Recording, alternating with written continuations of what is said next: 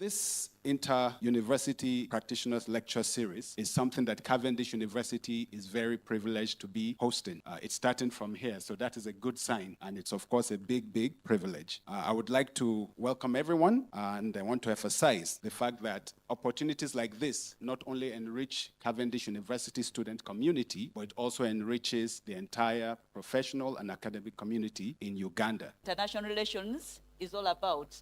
We interact with each other, we step in for each other, we intervene in the affairs of each other, and this is one of the interventions. So the discussion we are going to have today is one of the interventions. When we're talking about international cooperation, in most cases people talk about or think about it in terms of material, tangible things like you see, they have given Uganda money, they have given Uganda technical aid. But even this talk is very, very important technical aid that we are receiving from United Arab Emirates, because they tell you information is knowledge. So today they are going to share with us information, which is knowledge, which can make us to rethink our own weaknesses, our own gaps and shortfalls in the way we do our development, so that perhaps we can also have better facilities going forward.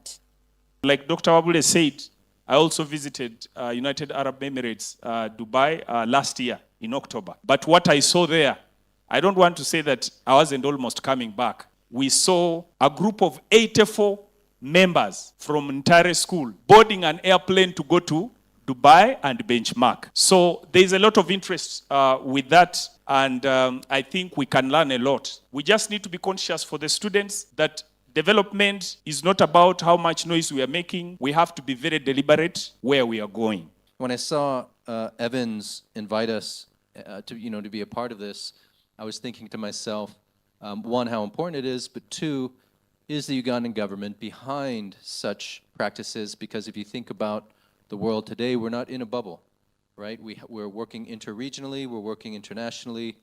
How are you guys learning and seeing these things from other universities here? And I think having the guest from UAE come here is a fantastic way to go and share and express to you the real happenings in business. I, myself as a practitioner, I do lectures at other universities, and I like sharing information. I share from a very practical perspective. I'm not an academic, but I'm a practitioner in the financial services world. So just a little bio about myself. I'm originally from San Francisco, California. I studied at University of California at Davis.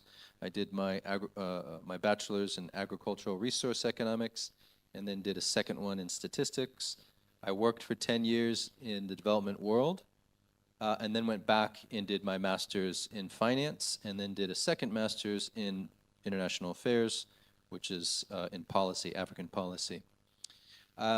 So when I think about the work that I've been involved with from the university perspective, I've been to these lecture series before in the States, and they're really informative and encouraging, allows you to network, and I think they're really fantastic. So that's a little bit about me. The company Side B, just a brief one-liner. We are early stage technology.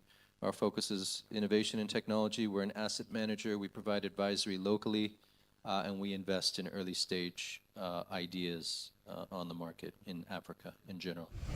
Learning is a lifetime enterprise, and the best teacher is one who shares or educates from his own experience.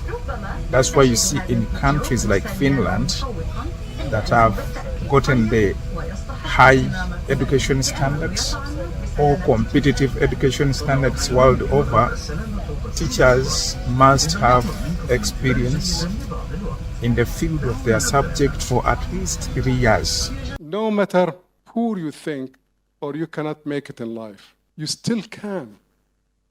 You still can. Let me give you a small example of what I mean by you still can. When was 9/11? How many years was that? 24 years? At that time, Dubai used to send us young officers to go overseas and talk about investment and bring in investment home. So we're supposed to go and make promotion for the city, expose the city, and bring some companies to come to the country. That was 25, 26 years ago. Now Dubai doesn't need that. Now the name, brand name Dubai sells itself. Anyways, I went with the delegation for the first time in my life. My management decided that I represent the chamber with, among other entities like the Free Zones, Trade Mission, and many other companies.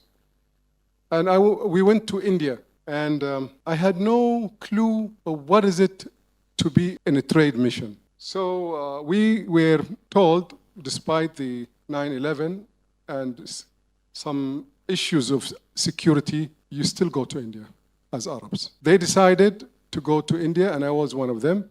They decided not to wear Arabic dress.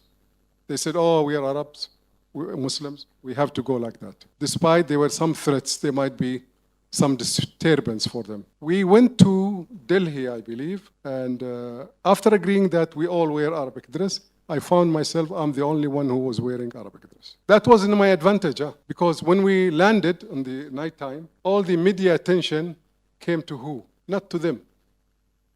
But the most important thing that I would like to share with you here is self-confidence. I was speaker number 4 to speak podium to the audience. And I never had any speech. It was a written speech for me, and I never delivered speech. So I went the next day waiting for my speech. There were some, I think the Free Zone people presented their speech. They're more experienced, and they're also directors. I was only a middle management. Then the second man from another entity spoke. Now I was sitting waiting for my turn, and I was shivering. But believe me, and this is what I'd like to pass it to you, I saw the first one speaking, saw the second one speaking, and I was still shivering. Delhi was cold at that time. And I was sitting and looking at the papers, and I was, oh my God, it's my time next. What am I going to do? It was a very simple thing that I've done. I told myself, and this is where we go back, you start with yourself. I told myself, if he and he and he did it, who are they and why shouldn't I do it? And I even didn't look at the paper because I had the thoughts in my mind. I delivered, honestly, the best speech among all.